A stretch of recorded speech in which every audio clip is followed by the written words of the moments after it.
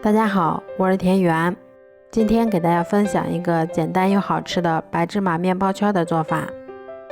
首先我们准备250克的高筋面粉，先加入3克盐、3克酵母粉，再加入15克的白糖，然后用筷子先把它们充分搅拌均匀。接着我们再少量多次的加入大约160毫升的牛奶，然后用筷子先把它们搅拌成这种面絮状，再下手把它们揉成像这样软硬适中的光滑面团。接着我们把它移到面板上，先用手搓成长条，然后再用刀把它们切成大小均匀的小剂子。我们取一个小剂子，先给它揉得细腻光滑一些，然后再用手把它轻轻地搓圆。揉好后给它们盖上保鲜膜，先让它松弛15分钟。接着我们在小碗里面先加入20克的红糖，再加入50毫升的清水，然后用筷子把红糖搅拌至完全融化后放一旁备用。面团醒好后，我们先把它轻轻地按扁成小饼的形状，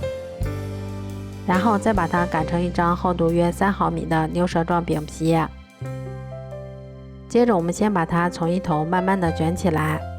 然后再用手把它揉搓成像这样稍微细一些的长条。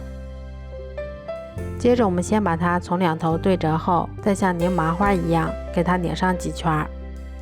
然后我们把2头接口的地方再用手给它轻轻的捏严。都做好后，把它放到红糖水里面，给它沾上一层糖水，然后再把它放到白芝麻里面，给它裹上一层白芝麻。像这样我们的生胚就做好啦。都做好后，把它们依次放到铺有固油纸的烤盘里面，然后盖上保鲜膜，让它醒胖至2倍大。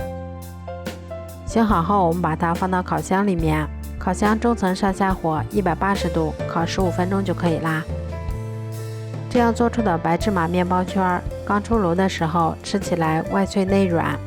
还有一股浓浓的芝麻的香味儿。稍微放凉以后，内外都会变得非常的松软，但是也一样非常的好吃。如果喜欢的话就试试吧，喜欢我的视频就关注我吧，谢谢您的支持。